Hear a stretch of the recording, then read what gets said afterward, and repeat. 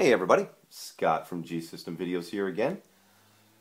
Today I'm going to make a video showing you how to rack mount your G-System brain.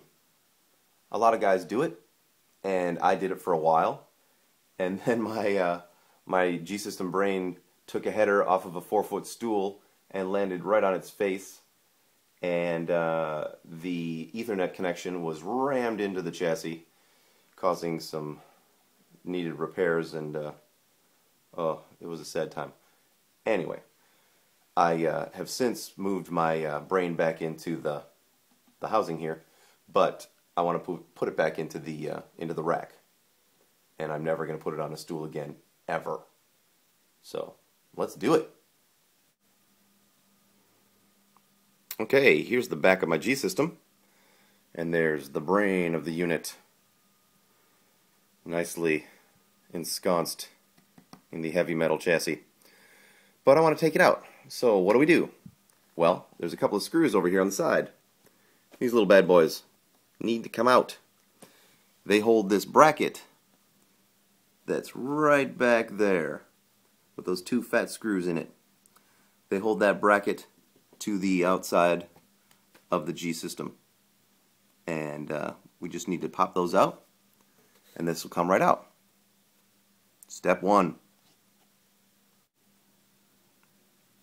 Okay, as you pull the G-System out, you will notice there is a tiny Ethernet cable connected to the brain and to the GFX 101 foot controller. Yes. So, what you need to do is disconnect that before you pull this thing any further. I gotta put this down for a second. Uno momento. I gotta get this cat out of here too. Somebody get that cat out of here. Okay, here's what we got. We have expression pedal and volume pedal inputs and a really little Ethernet cable we have to get out of there, and it helps to have really skinny fingers to get this sucker out. Yay! Enough of that. Now, we have the brain removed. Next step, well, let's look at the brain. You don't really get to see this side of the brain too often. It has a little schematic of the signal chain. Pretty neat. Alright, and there's your input, which I believe would be called the front input, not the rear. I'll figure that out once I rack mount it. It's been a while since I've had it rack mounted. Alright, next step. Okay, one more thing you have to do. You've got to remove this bracket. Now it's got a couple of big fat screws on the other side. You just have to take those out, and then that bracket will come off.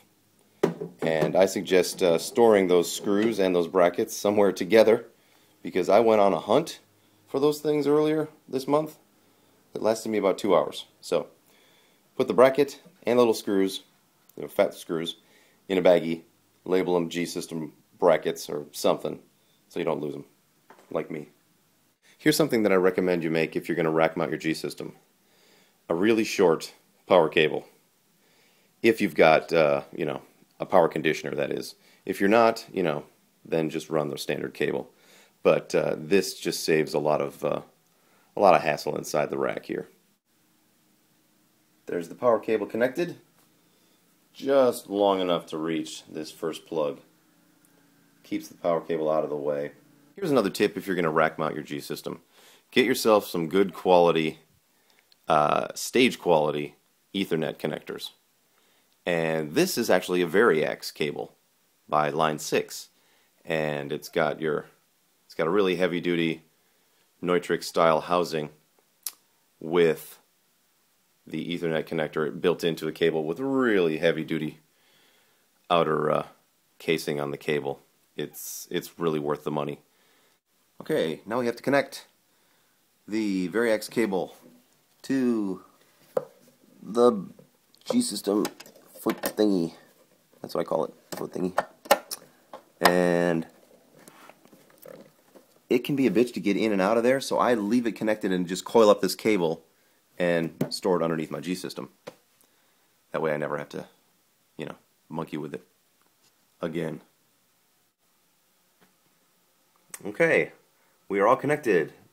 Let's turn on the power, see what we get. Yes. It's alive. Word. There you go. Rack mount in the G-System brain. I particularly like it.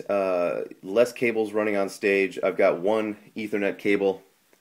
It's about 25 to 30 feet long, and it's the only cable that goes to my my foot controller now. It's slick. Take care. Rock on.